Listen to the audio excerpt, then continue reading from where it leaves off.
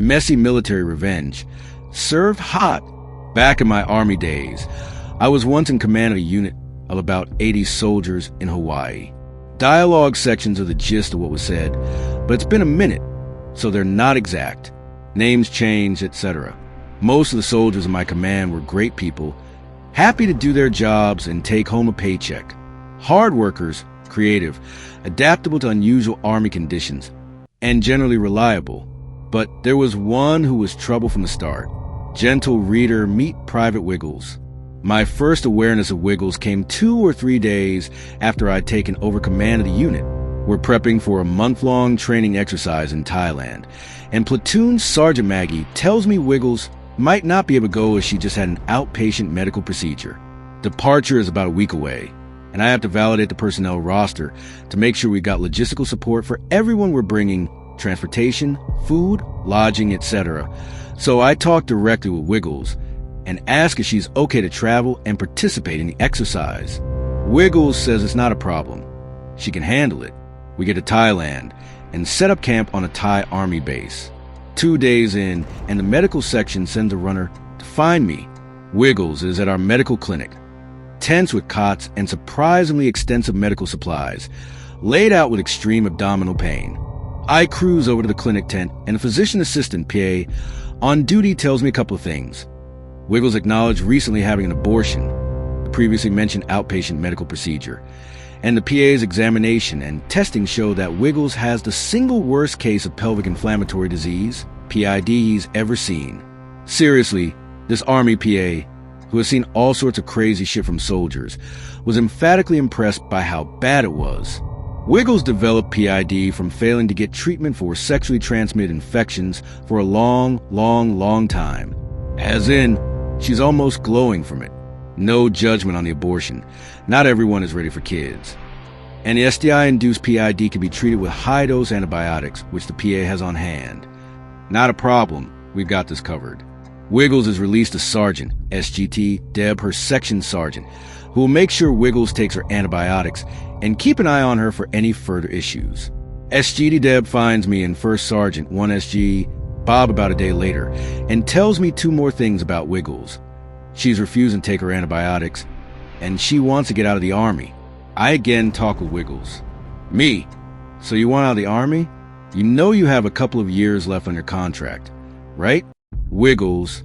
I know, but I'm just done being a soldier, and I want to be out of the Army. Me? Okay, I can make that happen. You don't want to be here, then I don't want you here either. But here's the deal, you gotta play by the rules.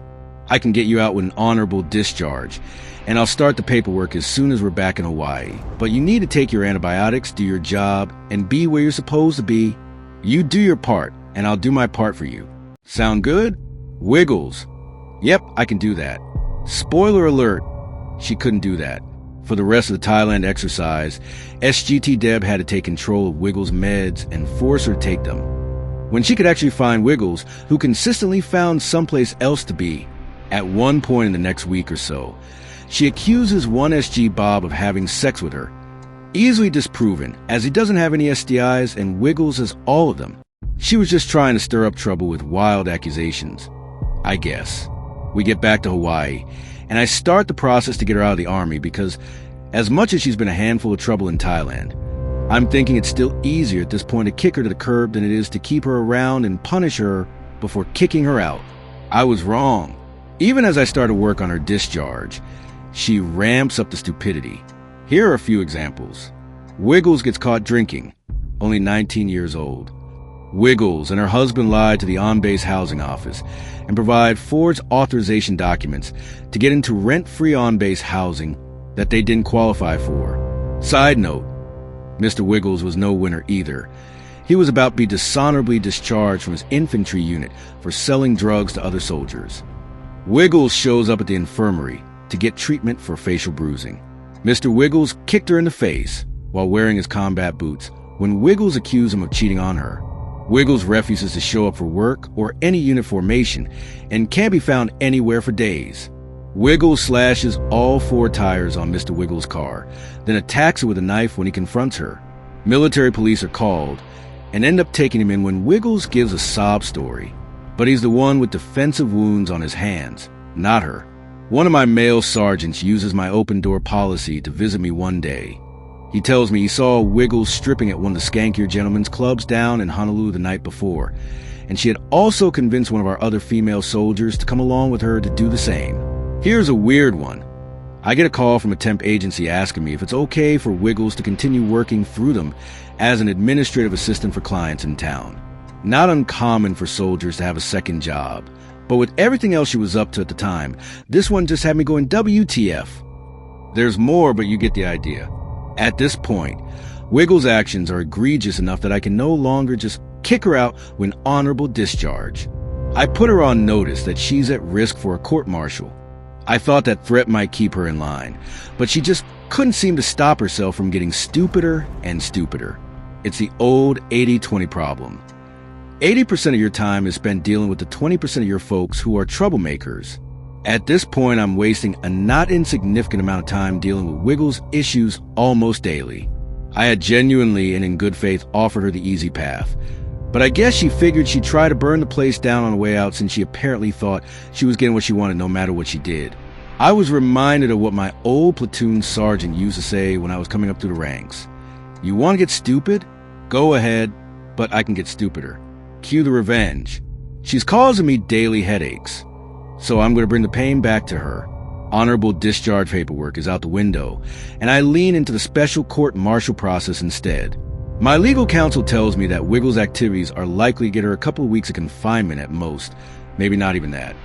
She may get a monetary fine, and she'll probably get another than honorable, OTH, discharge, potential for a bad conduct discharge, which is worse.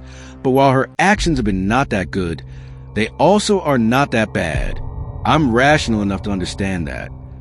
I have a brief chat with Captain CPT Morgan, Wiggles' military defense attorney, about where I'm going with this case. During our chat, I try to be a gentleman and let him know that Wiggles is going to be trouble for him if he's not careful. He gives me a condescending, "This isn't my first rodeo, baka. I'm a big boy and can take care of myself." Fair enough, I tried to warn you. Normally, a soldier getting a special court-martial for piddly shit might get confined to the barracks, restricted to their on-base quarters, or something similar for the duration of the process. It's not like she killed someone, right? However, my military legal counsel drops this little gem in my ear. He tells me Wiggles has met all 5 of the conditions, danger to others, flight risk, etc., required by military law, Uniform Code of Military Justice, UCMJ, to warrant requesting confinement prior to her trial. He tells me, if you can remember these 5 conditions and elaborate on the details at our next pretrial meeting with the military magistrate, you might be able to get her confined to the Navy brig at Ford Island until the trial. I'm a guy who likes to pay attention to sound legal advice, so I do just as he says. A couple of days later we go in for the pretrial meeting, and I run down the list for the magistrate. Boom! The magistrate orders Wiggles to be confined in the brig through the trial. 1 SG Bob and Platoon Sergeant Maggie go to pick her up from her on-base housing.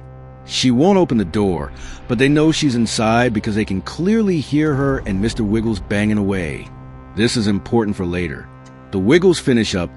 She takes her time getting showered and dressed, and finally comes to the door when it pleases her. Off she goes to the brig. The pre-trial processes take up the next 4 weeks. During that time, I have to deal with CPT Morgan, the paralegals in his office, and various fun things to do with her pending court-martial. Other than that, it's blissfully peaceful. Wiggles chills in the brig for 4 weeks. Seriously chills. Every time I had to visit, it was freezing in there. I'm required to make weekly welfare visits to see if she's being mistreated, if she has any needs that aren't being met, etc. Seems weird, but as her commander, I'm still responsible for making sure the brig staff aren't mistreating my soldier. Other goings-on in this time period. Mr. Wiggles fraudulently applies for a car loan and gets a van in their names. Mr. Wiggles is dishonorably discharged and kicked off the island. Flies home to wherever the hell he originally enlisted from. CPT Morgan asked me to consider an OTH discharge and time served in lieu of taking things all the way to trial. I'm hot to get that pound of flesh from her, but my legal counsel advises me to avoid the court-martial and just kick out Wiggles with the OTH discharge. After all, he says, she's already been locked up for almost 3 weeks, so the magistrate will probably just give her time served and the OTH anyway. See my earlier comment about sound legal advice. My boss, Lieutenant Colonel LTC Ryan, thinks I'm too invested in the case, that I'm no longer objective. LTC Ryan insists on coming with me to the brig for the next welfare visit. This is 3 weeks into Wiggles' stay in those luxurious accommodations. Among other bullshit lines she throws at us, Wiggles tells us she needs to see the dentist about a filling that's giving her trouble, and Motrin just isn't working. At the end of the visit, LTC Ryan tells the guards about Wiggles' filling, asks if they can give her anything stronger than Motrin, and then instructs them to follow up with the dentist. Gar actually laughs out loud at this and says, "No, sir. Motrin is the best we can do in the brig. And that other thing?" For the last 2 weeks, she's been telling anyone with ears that she wants to try getting her wisdom teeth pulled before she's kicked out. She doesn't have a problem with any fillings. It was hilarious to watch LTC Ryan's face go from obvious concern for Wiggles' well-being to outright fury, and the next words out of his mouth were, "That bitch lied to me." I make arrangements with CPT Morgan to accept his request for time served in OTH in lieu of court-martial. Sometime later that week, I get a call from the brig. Wiggles is pregnant. Remember the scene at her house for weeks prior? And they can't keep her confined anymore because of it. She has to be released back to her unit until court-martial or other actions is complete. CPT Morgan stakes his reputation on Wiggles being a good girl until we can send her back home to Carolina. He'll come to regret that, and he can't say I didn't warn him. We get Wiggles back from her 4-week all-inclusive stay in the brig. I've accepted Captain Morgan's request to avoid the court-martial, and I confine Wiggles to the barracks under supervision for the 9 days she has left until her flight to Carolina. Immediately, we have another shit show. Wiggles is smoking in the barracks. It's not a big deal that she's smoking. It's just not allowed inside barracks rooms. Wiggles is caught with a bottle of hypnotic liquor in her barracks room. She's still only 19. Wiggles slips out of the barracks and runs off for a day when her platoon sergeant gets distracted from supervising her. One SG Bob and Lieutenant LT Ricky, the executive officer, go to collect Wiggles' belongings from her on-base housing, so we can box it up and ship it to her home, and they find that Mr. Wiggles has left behind a bunch of stuff he stole from other soldiers, body armor, military equipment, and some ammunition, smoke grenades, and explosives that he stole during trips to the range. All lined up right inside the front door, where it's impossible to miss. They call me, asking what to do. Me, just collect it all, return the equipment to the central issue facility, and dump the ammo and explosives in the nearest amnesty box. Mr. Wiggles obviously meant for Wiggles to take the fall for having it Husband of the Year. If we take that bait, Wiggles will be here forever. I don't want that. Do you? LT Ricky. Nope, I don't want that either. It'll be like it never happened. In light of all this drama, I bring Wiggles into my office to remind her of her agreement to be a good girl till she leaves the island, with LT Ricky as a witness in the office to protect my ass. Me, Wiggles, you're in violation of your release agreement from the brig. You've been sneaking out of the barracks. You've been smoking and drinking. Wiggles, she cuts me off. Yeah, and doing all kinds of drugs too. Heavy sarcasm voice. Me? Be that as it may, I'm giving you fair warning that you're at risk of losing the deal I made with CPT Morgan. Additionally, you're pregnant again. I'm not sure if you're aware of it, but most damage to a fetus from alcohol and smoking will come in the first few weeks after conception. I don't know if you're planning to keep this one or not, but at the rate you're going, this baby is going to be born dumber than you. Wiggles. Gaping like a damn fish. Finally picks her jaw up off the floor, Wiggles then bolts from my office and runs down to LTC Ryan's office at the other end of the building to squeal on me for insulting her, LT Ricky hot on her heels. She tries to rush into LTC Ryan's office, but LT Ricky gets in first and fills him in. LT Ricky tells me later how it went down. Wiggles is yelling about how I called her stupid. Strangely vanilla thing to focus on considering everything she's done, but you do you, and that she's being mistreated. LTC Ryan yells at his admin to get CPT Morgan on the phone. Now, He reamed CPT Morgan for his client's jackassery, tells him to fucking fix this, and makes various threats to CPT Morgan's career. About a half hour later, I get a call from CPT Morgan. CPT Morgan, baka, baka, baka. Yes, he did that whole patronizing bullshit. I can't believe the words I'm hearing from Wiggles. I'm shocked, just shocked, that you would use language like that and call her names. Side note, my mom is an attorney, and I grew up with tales from the courthouse about lawyers using exactly this sort of hyperbole. Your Honor, I'm shocked, appalled, and dismayed that opposing counsel would attempt to paint my client in such a light. It's the kind of bullshit, they said, when they didn't have a good argument. So as soon as I hear the word shocked, I know I own him and immediately cut in, me, and I bet you're appalled and dismayed, too. CPT Morgan, stumbling and sounding slightly confused. Well, yes, of course I am. You can't talk to soldiers like that. I know of a lieutenant colonel, a commander, who called one of her soldiers stupid, and she's no longer in command now. Me, I didn't call her stupid. I informed her of basic biological facts. Not my problem if she takes the news poorly, and arguably, she's not all that smart.